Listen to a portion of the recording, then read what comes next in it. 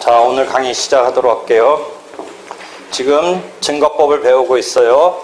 증거법에 있어서 교과서적인 측은 이미 이야기를 했는데요.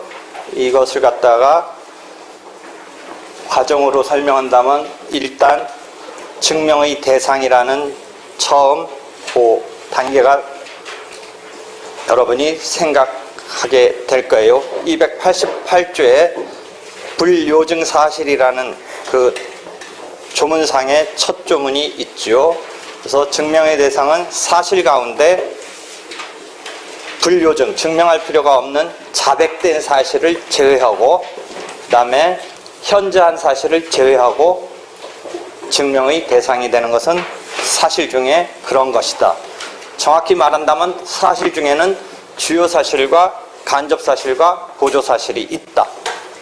그 중에 증명으로서 주요 사실이 지금 우리가 문제 삼고 있는 거죠.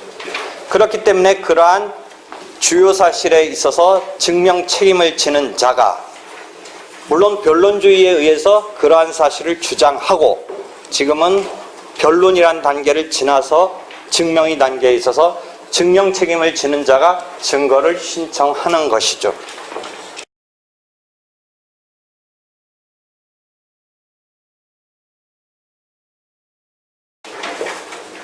이러한 증거 신청에 있어서 이제 변론주의의 세 번째 명제가 작동을 해요. 변론주의 첫 번째 명제는 주장 책임, 변론주의 두 번째 명제는 자백의 구속력, 변론주의 세 번째 명제는 직권으로 증거조사한다 라는 것은 보충적으로 그럴 수는 있지만 기본적으로는 당사자가 증거를 신청한다. 그러니까 변론주의 때문에 사실을 주장하고 그 주장에 대해서 상대방이 부인하면 입증을 해야 된다. 그게 변론주의, 당사자가 주도적으로 해야 되는 거예요. 그러한 증거 신청에 대한 조사의 결과를 갖고 어떻게 심증을 형성하느냐는 202조의 법관의 자유심증에 맡겨져 있어요. 그 다음 단계는 이제 법관의 자유심증으로 가지만 증거를 신청한다. 증명 단계에서의 이 변론주의가 3원칙으로 세 번째 명제로 등장하는 거예요. 이러한 증거 신청에 있어서 증거조사하는 그 방법, 증거 방법은 증인, 당사자, 감정인, 문서, 검증물, 그 밖의 증거가 있다라고 했죠. 증거법은 조문이 비교적 타이틀이 딱딱딱딱 매겨져 있어요. 민사소송법 조문은 상당히 가지런하지 못하다라는 혹시 그런 생각을 했을지 모르겠는데, 증거법은 그래도 소제목이 딱딱 달려있기 때문에 찾기가 비교적 쉬워요. 그래서 이러한 5가지 플러스 그 밖의 증거에 대한 6가지 증거 방법에 대한 증거조사 절차가 소제목으로 법전에 배치되어 있어요. 그래서 증거를 신청하면 그 증거 방법에 대해서 법원이 증거의 채택 여부를 결정해요.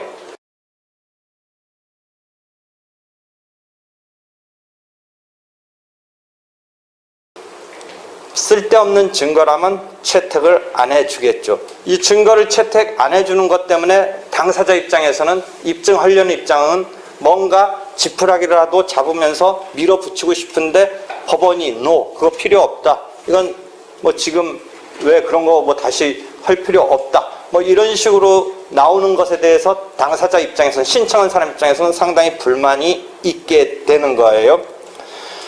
다만 유일한 증거는 290조 단서에 보면 그것은 어떤 주요 사실 등을 입증함에 있어서 유일한 증거니까 안 된다라고 할 수 없다라는 조문이 있는 거죠. 그렇게 해서 채택되면 증거조사를 실시하는 거예요. 증거조사 실시한 결과가 증거자료라고 해요. 증거 방법, 증거자료, 용어구사 잘 이해해 보세요. 증거조사한 결과, 증인의 증언, 서증, 문서에 대해서는 판단자인 법관이 읽는 거예요. 읽고서 지금 증명할 사실에 대해서 그런 사실에 대해서 심증을 형성하는 거예요. 그래서 그러한 증거조사한 결과를 증거자료라고 하는데, 이 증거자료뿐만 플러스 변론의 전 취지까지 합쳐서 자유심증의 증거 원인이 된다라고 그래요. 용어 하나가 또 나와요. 증거 원인은 증거 조사한 결과인 증거자료 플러스 변론의 전 취지. 변론의 전 취지. 그럼 변론의 전 취지는 두리뭉실한 거예요. 변론에서 당사자가 이렇게 말하는 뭐 두서없이 한다든지 뭔가 그 어떤 태도라든지 또는 막 여러 가지 복수의 관계자가 있었을 때 그 사람들의 얽히고 설키면서 나타나는 이런 것들까지 다 감안해서 심증의 형성의 원인을 한다라고 그래서 이룬다라고 그래서 증거 자료 플러스 증거 원인으로서는 변론 전체의 취지가 증거의 원인이 된다라고 용어 구사를 하는 거예요.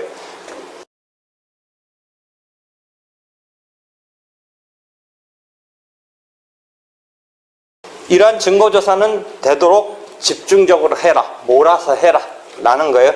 뜨문 하면 이 심증 형성에 있어서 사람의 어떤 판단자의 기억에 있어서의 흐름이 이게 집중적으로 하는 거와 뜨문 나는 것에 있어서 차이가 있을 수 있고 뜨문 하다 보면 결국 나중에 기억도 못한 채 그냥 서면을 가지고 이 판단을 하게 되니까 좀 밀도 있게 집중적으로 하라 라는 집중 증거 조사 뭐 이런 거예요. 그래서 가급적 쟁점을 모아놓고 그것에 벌일 수 있는 다툼을 모아놓고 최종적으로 증인신문만 한 차례 기일에 하라라는데 그건 너무 이상적이고 사실은 그렇게 되지는 않는데 가급적이면 그렇게 하라라고 되어 있어요.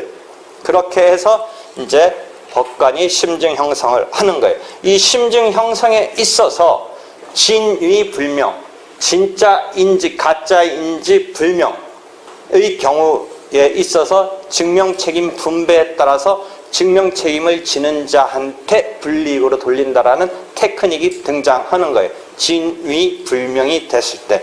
이렇게 해서 지금 증거법에서 등장하는 용어 등을 단계별로 익히면서 다시 한번 설명을 했어요. 그래서 그런 정도 이해를 하고요.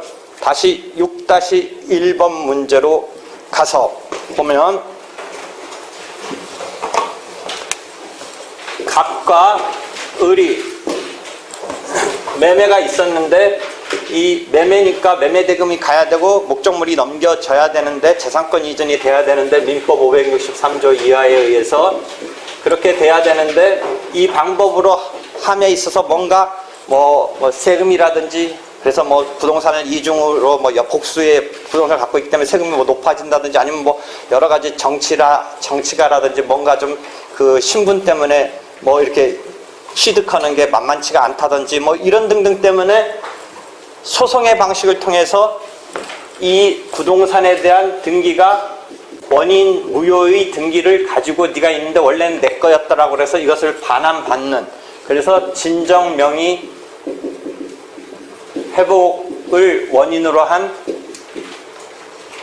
이전 등기 청구 소송을 내는 형식으로 하되 을이 순수히 갑 쪽의 그런 주장을 그래 내 잘못이야 내가 옛날에 네 거 몰래 가져왔어 뭐 이런 식으로 갑이 너 나쁜 놈이야 몰아붙였을 때 을이 순수히 인정해 줌으로써 그러한 청구 원인 사실 즉 요건 사실에 대해서 진정명의 회복을 원인으로 한 이전 등기 청구는 원래 원고의 소유였던 게 지금 피고의 등기가 되어 있는데 요 등기가 된 게 원인 무효의 어떤 사유가 있다라고 원고가 주장해서 다시 찾아오는 건데 이 원인 무효 사유에 대해서 을이 순수히 자백을 했어요. 원래는 만약에 정상적인 다툼이라면 내가 언제 그런 짓을 했느냐 라고 싸움을 해서 그것의 당부가 법원에 의해서 어떻든 저떻든 인정돼서 원고 손이 올라가든지 원고가 패소하든지가 될 텐데 지금 이 사안은 바깥에서 이런 실제 행위가 있었음에도 불구하고 수송적으로 이렇게 넘어가는 식으로 할 어떤 의도가 있어서 순수히 을이 자기의 잘못을 원고의 공격을 그냥 인정해주는 식으로 처리하고 해서 1심에서 그렇게 해서 넘어가려고 했는데 이 원고가 죽고 그 아들이 등장하면서 즉 그 실제 매수인 측이 원고가 돼서 냈던 소송에서 아들이 등장하면서 아버지 일을 모르는 일이라고 하면서 그 매매 대금을 사이드로 바깥에서 주기로 한 것에 대해서 뭔가 부정적으로 나오니까 을이 항소를 하면서 그렇다면 내가 이거 이상하게 게임에 빠진 것 같다라고 하면서 1심에서 내가 순수히 응했던 거를 지금 그거 아니다. 내가 그게 잘못한 거 아니다. 원래 내 거였는데 지금 뭐 이런 식으로 그 자백을 취소 내지는 철회 하려고 하는데 이게 자백의 구속력에 걸려서 가능하냐인데 기본적으로는 진실에 반하고 착오에 기인한다라는 두 가지 요건을 충족하느냐에 있어서 진실에는 반하지만 이런 정도의 이거는 자기가 알면서 한 거지 뭔가 착오에 기한 것이 아니기 때문에 자백의 구속력 때문에 함부로 취소 철회가 되지 않는다라는 게 기본적인 것인데 그랬을 때 내가 을의 입장에서는 적어도 그런 행위에 제가 동조해서 버리긴 했지만 지금 이렇게 됐을 때는 물건은 물건대로 뺏기게 되고 왜? 소송이라는 것은 한번 결론이 나고 지금 이거 취소 못한다면 딴 쟁점이 없는 상태에서 넘어가게 돼 있는데 바깥에서 매매대금 쪽으로 받기로 한 돈은 또 거기서 못 받고 물론 그 점을 둘러싸고 다시 한번 뭐 소송을 한다든지 경찰서에 가가지고 뭐 따진다든지 뭐 할 수는 있지만 하여튼 공식적으로 이 소송에서는 뺏기게 되는 거예요. 바깥에서는 돈도 못 받으면서 이렇게 됐을 때 이 사람의 소송법적인 내에서 이 사건에서 자백의 구속력을 여기서는 깨트려서 번복할 수 있게끔 해줘야 되지 않겠느냐. 그럼 어떤 근거에서 할 거냐가 보통 교과서나 어디에도 나오지 않는 그 부분에 내 말이 거기 쓰여 있는 거예요.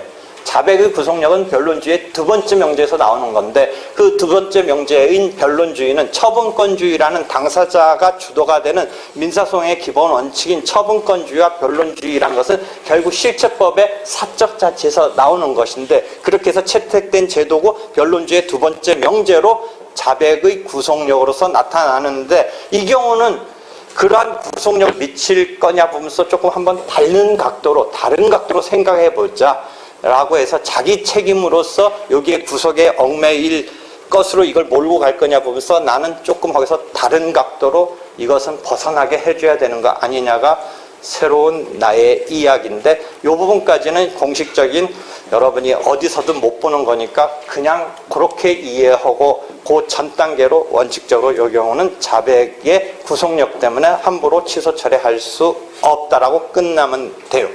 되겠어요? 되겠죠?